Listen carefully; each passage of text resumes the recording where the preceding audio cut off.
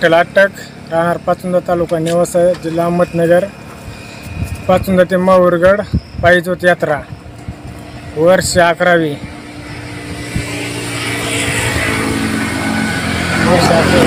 11 वर्षापासून आपण हे करतो. आता ही ज्योत कुठं घेऊन जाणार तुम्ही? पाचुंदा. पाचुंदाला. बरं. याच्या मागचा तुमचा संकल्प काय नेमका? या ज्योत नेण्याचा उद्देश काय आपला? दरवर्षी नेण्याचा चालू होता. नेनो. आता ही तिथे नेऊन देवीच्या मंदिरात हे करणार का?